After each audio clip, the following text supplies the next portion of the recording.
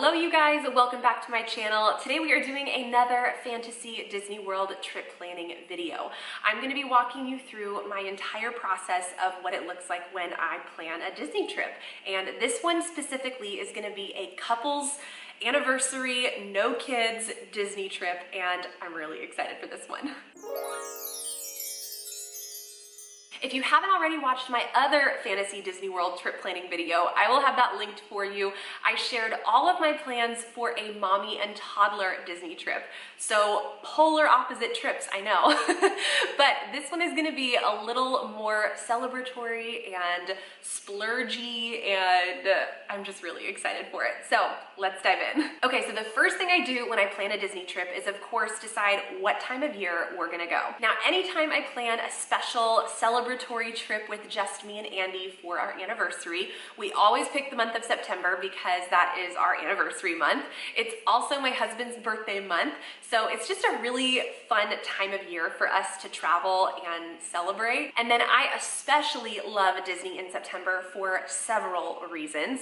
One being that it's a little less crowded just because school has just started, but you're not quite into the fall break season yet, so you're right in that sweet spot, and so prices are a little bit lower as well.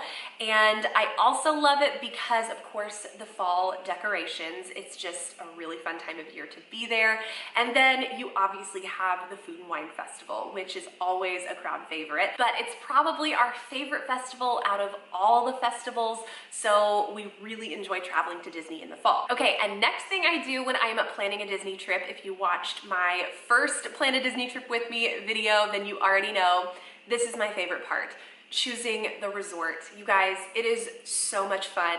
Typically, I would plan either a split stay so that we could enjoy a couple different resorts, but I think for this trip, I would have to go with the Riviera, and specifically a one-bedroom. There is just something so magical about the Riviera. I've yet to stay there, so that is why I'm really eager to plan a trip where we are staying at the Riviera. It just looks beautiful. We've done breakfast at Topolino's a couple of times, and it is by far my favorite breakfast on Disney property. And of course you have the characters, which makes it so fun, but I'm dying to do dinner there, so that would be a really fun anniversary dinner, and I'll get into dining here in a minute. But specifically with Riviera, I feel like it is a resort that just shouts luxury. I don't know, you walk in, and even though the lobby's a little bit smaller, it still has this grand feeling to it. And again, we've never stayed here, but just walking around the grounds and the pool area, it's just a place you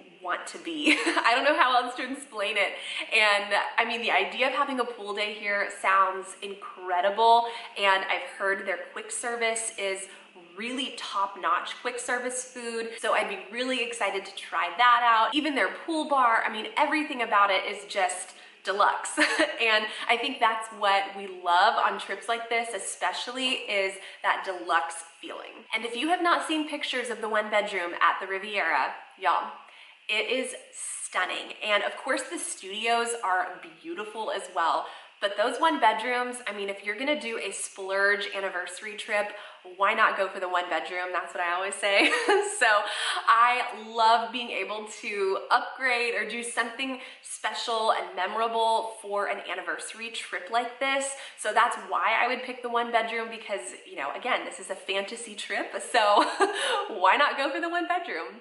Okay, moving on. The next thing I do when I plan a Disney trip is decide how long we're gonna go for. And of course, this varies depending on what type of trip it is, but for something like this, I would say a full 7 days. I mean, if you are there to splurge and celebrate, do the full week. And when you're there a full week, it really gives you the ability to slow down, not feel as rushed as compared to if we were doing a 2 or 3 day trip. We would feel like, oh, we gotta pack everything in, and you know, what restaurants do we wanna do, and really prioritize. But when you're there a full week, you really can slow down because you have the time to do it all. You can do a couple of pool days. You don't feel as rushed going through the parks. You can, you know, pick all the restaurants you want to dine at and do all of them. And for that reason, I really love being there a full week because it allows you the opportunity to, again, slow down and just enjoy your time. Okay, next in the planning process is dining and mapping out which restaurants we want to eat at.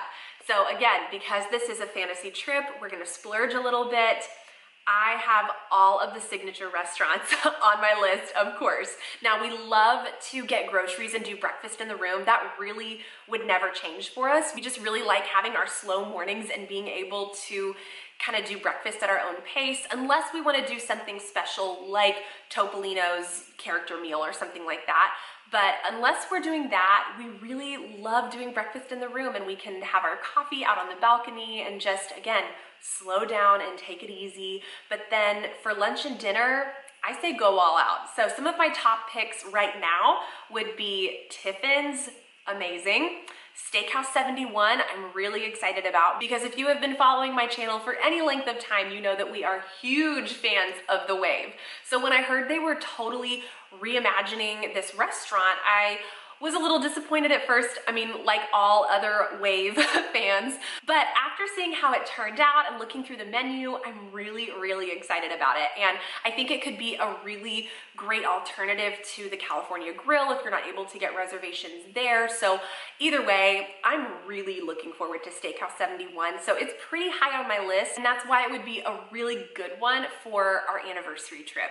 Another dinner that we love is the Yachtsman Steakhouse. We can walk right over from Epcot, so that would be on my list as well. And then another one I'm excited about, again, this one has been totally reimagined, is Citricos at the Grand Floridian. Now, I would pick one restaurant that I'm really, really excited about to be our big anniversary dinner, and let that be towards the end of our trip, maybe our last night, where it's kind of our last hurrah kind of a meal. But Citricos would probably be that restaurant for me. I've never dined there before, and since they've kind of redone the whole restaurant, they've redone the menu, I just feel really excited about it. Now, this kind of falls into the dining category, I think, but another thing we really enjoy doing is finding little lounge type places that we can grab a drink, maybe a snack or an appetizer, and just hang out, and we can talk, and we're not rushed or anything like that. One of our favorites is in Epcot. It's called Tutto Gusto. It's in the Italy Pavilion, and it is a little bit hidden and you have to look for it, but you guys, Tutto Gusto is one of our favorite spots that we can just walk right in. You don't need a reservation, and grab a glass of wine. You can share an appetizer, and it's really laid back. So places like that, those are what we kind of gravitate towards. All right, and the last thing I do when I plan a Disney trip is map out our park days. So I'll decide which parks we want to do, how many days at each park, and in what order. Now, because this is a toddler-free, adult-only Disney trip, I could see us only spending one day at Magic Kingdom and Animal Kingdom.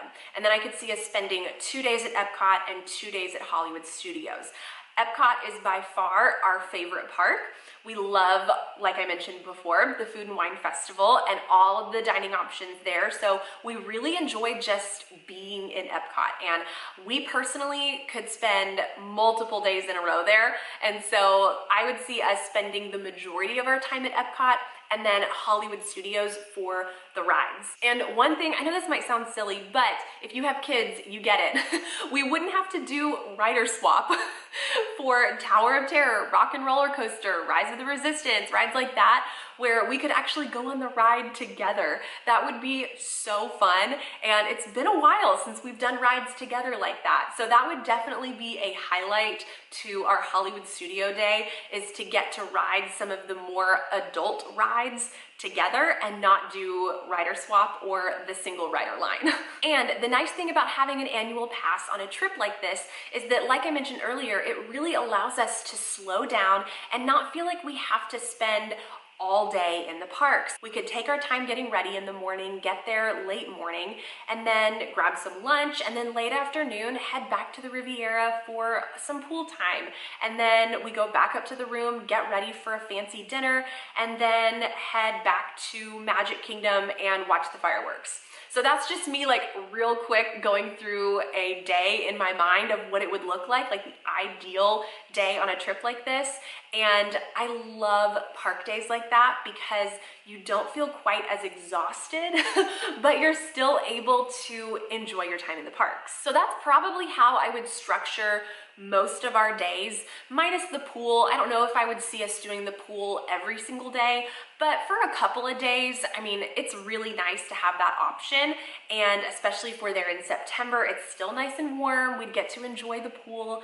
But that's, again, how I would structure our park days. And with our dining and things like that, I love being able to change out of our sweaty park clothes and come back and shower, and I can redo my hair and my makeup and the whole deal. You know how it goes. And I can feel a little more put together going to a nice dinner like Citricoats or something like that. All right, well, that is it for this fantasy Disney trip planning video with no kids, couples only, anniversary, splurgy type trip. I hope this was fun hearing my thought process on how I would plan something like this. So let me know in the comments if you have done an adult only, left your kids at home Disney trip before. I would love to hear your experience and how you planned it. So thank you guys again for watching. Make sure to give this video a big thumbs up, and I will see you in my next one. Bye.